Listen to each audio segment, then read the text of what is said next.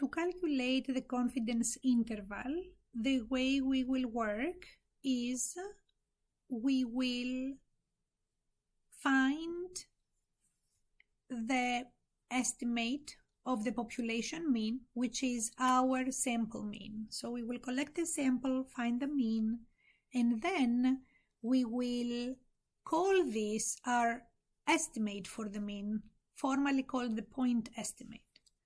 After that, we will calculate the margin of error or error bound for the mean, EBM. And if you remember, the distribution of the sample mean is a normal distribution with, if we have a large enough sample size, with mean, the mean of the variable x, and standard error, the standard deviation of the variable x divided by the square root of n. And the error bound is the z-score that is determined by the confidence level times the standard deviation. So the z-score that is determined by the confidence level is called z of alpha halves. And we need to familiarize ourselves with this notation because it will appear in the rest of the course many times. So let's talk a little bit about all of these values. So CL is the shortcut for confidence level. Confidence level is the proportion of confidence intervals created that are expected to contain the true population parameter. It is also the proportion of sample means we are expecting that they will be close enough to the actual population mean this many percent of the time, the confidence level percent of the time. Alpha is 1 minus the confidence level, and this is the proportion of the confidence intervals that we do not expect, that we expect they will not contain the population parameter. It is also the percent of the sample means that we expect will be farther away from the mean, unlike as expected. Now, if your confidence level was 90%, because that was a central probability or a central proportion, we were expecting half of alpha to be on the right tail and half of alpha to be on the left tail. So we had 90% confidence level and 5% of the means that would not fall within the confidence interval were away from 5% on each end would be the other 10%. When we had 95% middle proportion of means, then we had 2.5% on each tail. And when we had 99% in the middle, we had half of alpha, alpha being the 1%, half of the 1% on the tails. So the concept here again is that I will find my sample mean, and then I will move to the left 1.645 and to the right 1.645, and I will expect that in one of the two directions I will capture the population mean 90% for the time. If I have this sample mean and confidence level 95%, I will move to the left 1.96 standard deviations and to the right 1.69 standard deviation, and I will expect that in one of the two directions I will capture the real population mean 95% of the times. If I have calculated this sample size and I am at the 99% confidence level, I will expect that if I go to the right 2.576 standard deviations and to the left 2.576 standard deviations, in one of the two directions I will have captured the real population mean 99% of the time. If I end up with an unlikely or unusual sample mean, then I will not have captured it, but that will happen only alpha percent of the time, with alpha being the complement of 1 minus of the confidence level. So the probability of alpha is 1 minus the confidence level. Since each tail has area alpha halves, the z-score that determines the bounds of the interval are z alpha halves, and they are the positive of the two z-scores that have the property that the area to the right of that z-score is alpha halves, for alpha being 1 minus the confidence level. And the most common confidence critical values, these are the z alpha half values, are the z-scores for the 90%, 95%, and 99% central probability, which means 5% to the right, 2.5% to the right, or 0.5% to the right. And these were the 1.645, 1.96, and 2.576 that we saw earlier. So, confidence level and probability of error. Let's talk a little bit about this. The confidence level is often considered the probability that the calculated confidence interval estimate will actually contain the true population parameter. However, it is more accurate to state that the confidence level is the percent of confidence intervals that contain the true population parameter when repeated samples are taken. So, it is very possible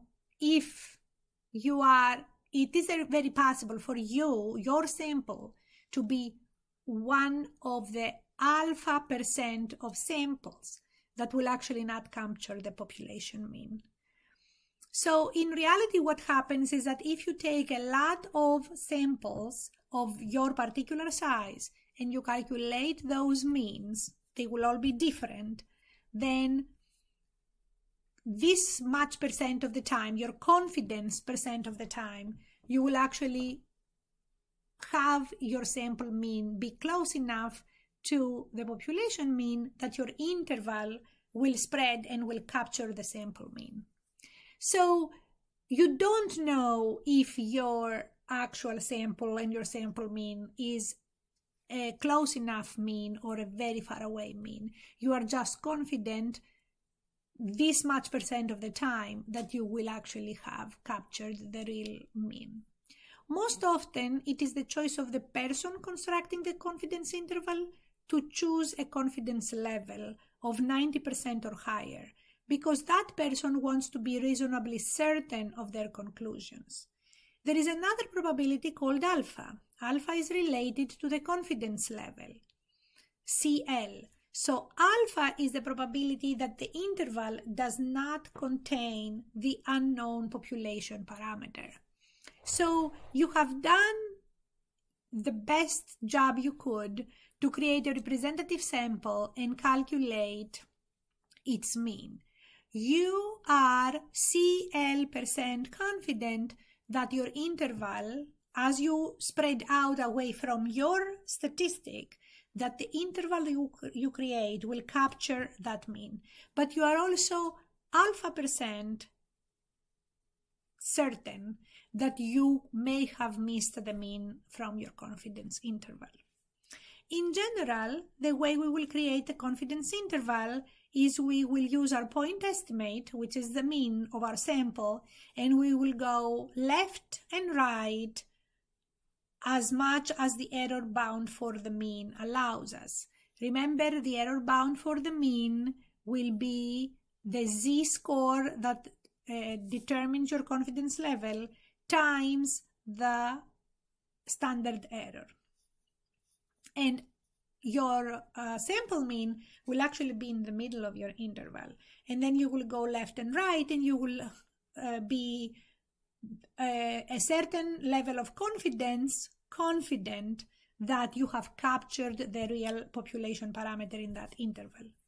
So if you collect data from a sample and you know the sample mean, but you don't know the mean of the population, and let's say that your point estimate, which is your sample mean, was equal to 7, and the error bound after you use your calculations was 2.5, then you will say that I am 95% confident that the interval I created actually contains the true population mean.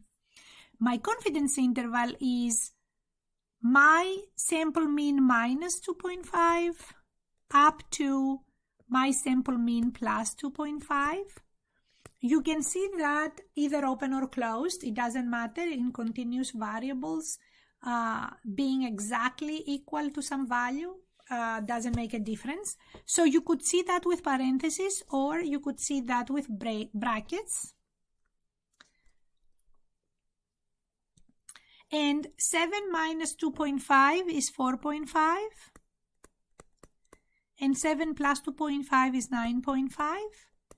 And your statement will say, we estimate with 95% confidence that the true value of the population mean, or the true population mean, is between 4.5, remember whatever units this is measured, and 9.5, also the units of measure. So the confidence interval for the population mean is your statistic point estimate, which is x bar, minus the error bound for the mean, comma, x bar plus the error bound for the mean. And again, remember that you could see it with parentheses and you could also see it with brackets. So you could equal to that value or you could not equal to that value, it doesn't matter.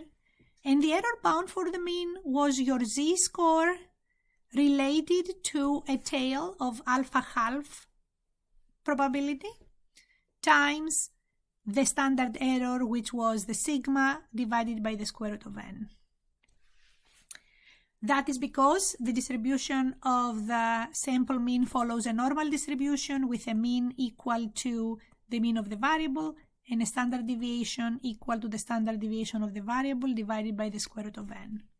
So if you know the standard deviation of the population, the formula for the confidence interval will be x bar minus the error bound for the mean, which is z alpha halves times sigma divided by the square root of n. This is this many standard deviations. The z is the number of standard deviations times the actual standard deviation of the distribution of the sample means, and up to x bar plus the same quantity, z alpha halves times the standard deviation divided by the square root of n. So that's your interval.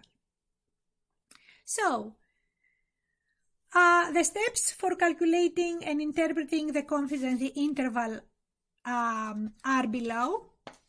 To construct a confidence interval estimate for an unknown population mean, you need data from a random sample. You hope to have created the random sample, to have selected the sample to be as representative of your population as possible. And ideally, you would like your sample to be larger than 30 so that you can have a very good approximation of a normal distribution for the sample means. So your x bar will be the sum of your x values divided by n being your sample size. The z-score that corresponds to your confidence level will be the z alpha halves, and you will have to find that. You can calculate the margin of error, which is this z-score that gives you the bound, times the standard error, which is the standard deviation of the distribution of the sample means. And then you will create the confidence interval as x bar minus the error bound for the mean, comma, x bar plus the error bound for the mean. And remember that you can see that with brackets or with parentheses. Now we will use technology, and technology will do that for us. So we will actually use Art of Stat, and it will only need the mean, your x bar, and then the standard error, which will be the sigma divided by the square root of n, and you will ask it to create the interval for you. So to interpret the estimate in English, you will say always, you will start with we estimate with, and you will write here your confidence level, % confidence, that the true population mean include the context in the problem. So don't say the true population mean, which is generic. Say the true population mean number of hours adults sleep at night.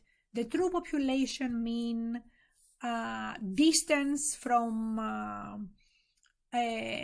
work for working adults in this particular city is between, and then you will give us the values. X bar minus the EBM, which is your lowest value in the interval, and X bar plus the EBM, which is the highest point on your interval. Include appropriate units, length, say miles, hours, time in minutes, something, I don't know, whatever is related to the problem. So let's see an example.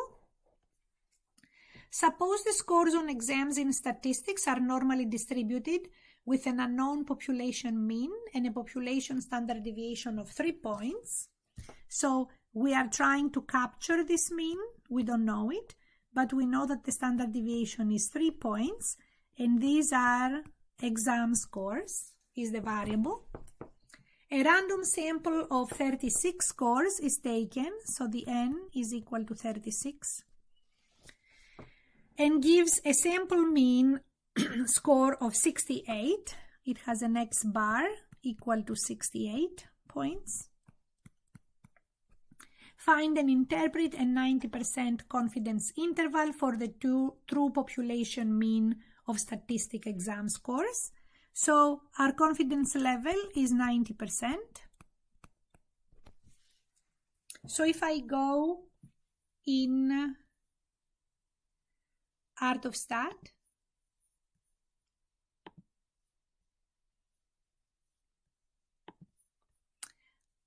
I don't need to find the z of alpha halves, because that will imply that we have a normal distribution of a mean of 0 and a standard deviation of 1. However, here I'm trying to find a confidence interval that is centered around my point estimate, which is my statistic, and my statistics was 68. And I know the standard deviation of the population, which happens to be 36, which happens to be 3. But we are now looking at the standard error for the distribution of the sample mean. So remember that we are using a normal distribution, which is a distribution of the sample mean that has a mean of whatever the real mean is, and a standard error of sigma divided by the square root of n. So 3 divided by the square root of 36 is 3 divided by 6, which is 0.5. So I want the standard error to be here, which is the standard deviation of the distribution of the sample means. And I want to find a two-tailed test, and I want the central probability to be the confidence level. The confidence level is 90%. And what Art of Stat will do is it will center, this will not be the mu, is not the mean of my population, is actually the X bar. But what it will do is it will center the interval around the X bar, which is my point estimate, and then it will move to the left 1.645 standard deviations, and to the right 1.645 standard deviations away from the point estimate, and it will give me the two bounds for that interval. So I will say that the lowest bound is 67.178 and the upper bound is 68.822. So the interval I found is 67.178 up to 68.822. Now, there are two ways for us to find the error bound for the mean. We can find the error bound for the mean if we find the distance between 68, which was the center of this interval, 68 is right there in the middle, and one of those two values, 67.178. So if I do that, the answer will be 0.82. I did that in my calculator. But there is another way to find the error bound for the mean. Remember that when your confidence level is 90%, the z of alpha halves is 1.645. So there is another way to calculate the error bound for the mean, to say this is 1.645 times 3 divided by the square root of 36. That is the 0.5 of the standard deviation. And that will come to approximately 0.82. So then if you go 0.82 to the left and 0.82 to the right, then you will have that distance to create your confidence interval.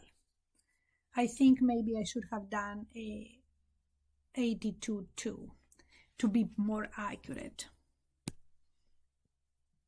here and here. Now, how do we interpret it? We always interpret it in the same way. So we kind of learn how to state the statement correctly all the time. That says we estimate, so I'm going to read this, right? And I'm going to write this. We estimate with 90% confidence level that the true population mean of statistics exam scores is between the lowest and the highest points. These are the appropriate units. So let's write that. We estimate with 90% confidence that the true population mean of statistics exam scores is between 67.178 and 68.822 points. So for this example, we want to find the sample mean. So we want to use Excel to find the sample mean. The specific absorption rate, SAR, for a cell phone measures the amount of radio frequency, RF energy, absorbed by the user's body when using the handset. Every cell phone emits RF energy. Different phone models have different SAR measures. To receive certification from the Federal Communications Commission for sale in the United States, the SAR level of a cell phone must be no more than 1.6 watts per kilogram. This table shows the highest SAR level for a random selection of cell phone models as measured by the FCC. Find a 98% confidence interval for the true population mean of the specific absorption rates, SARs, for cell phones.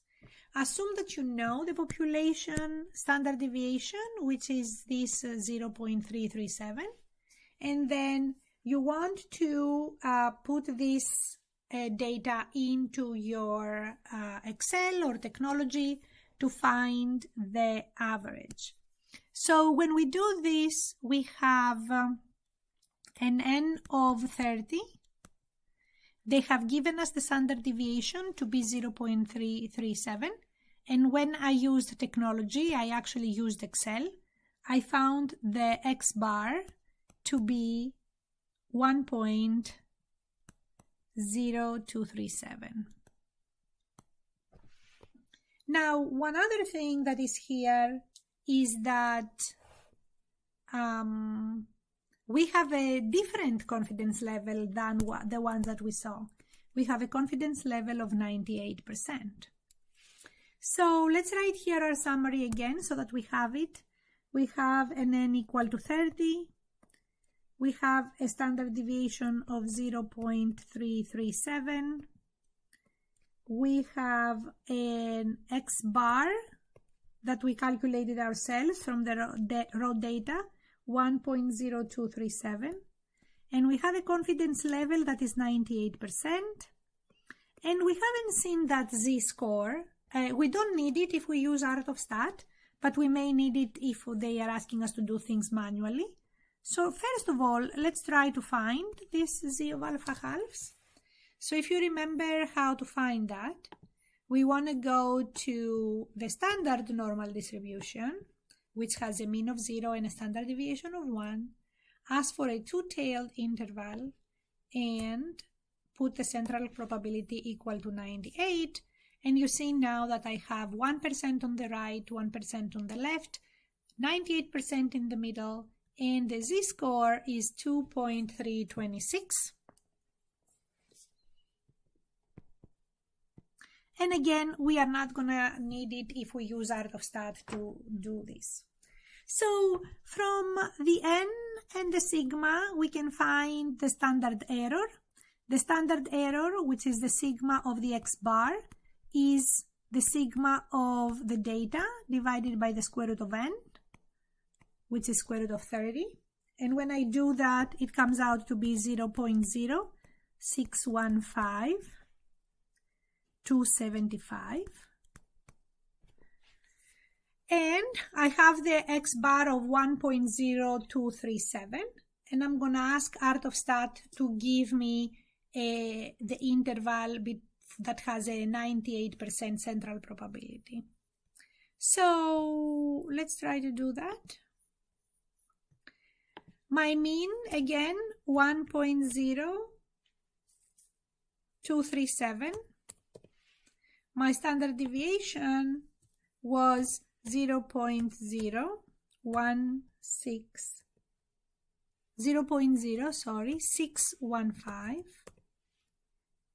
275,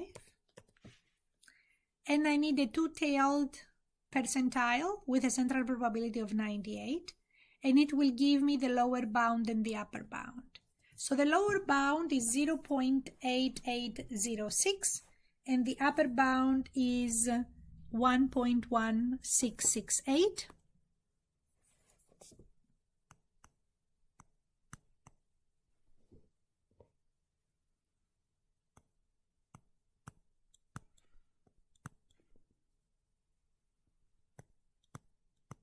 That's what I found it to be.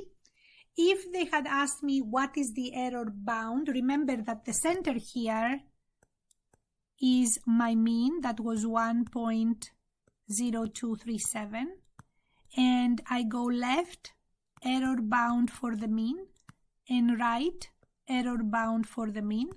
And if they ask me what is the error bound for the mean, then I will calculate it. The error bound for the mean will equal to the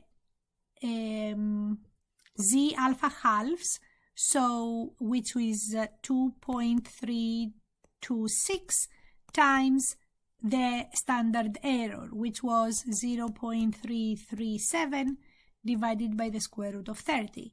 So I can find that, and then I can also confirm that the distance between my mean and either of the two endpoints equals the same quantity.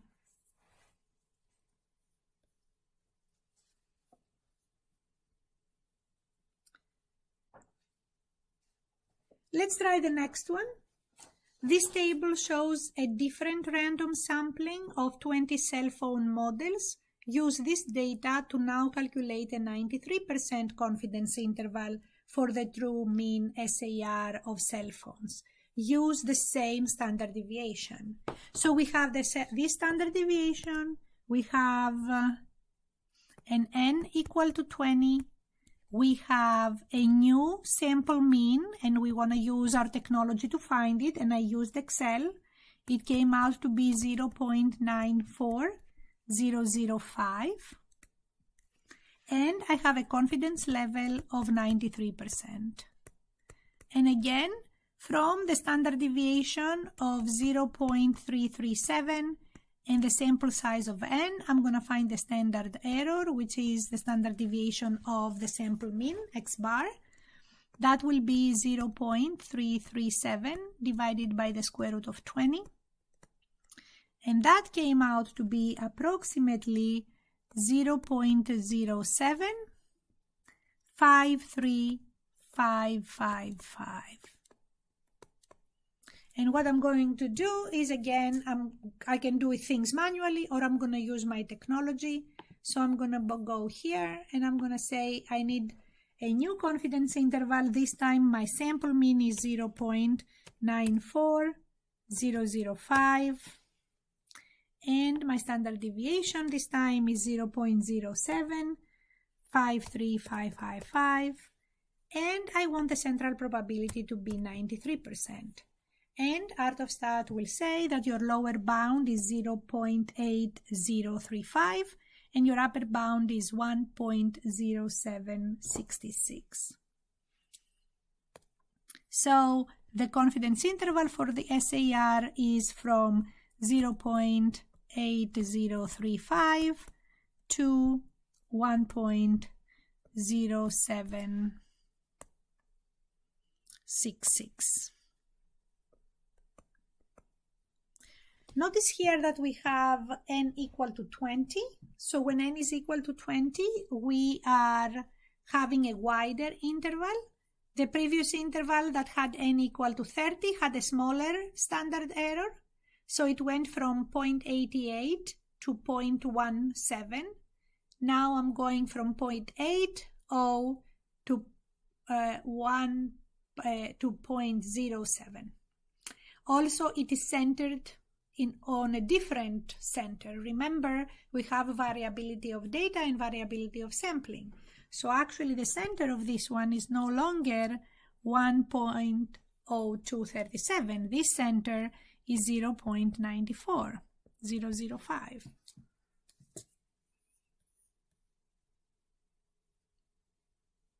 Now we are 98% confident that our first interval captures the true mean, true population mean, and we are 93% confident that the second interval captures the true population mean.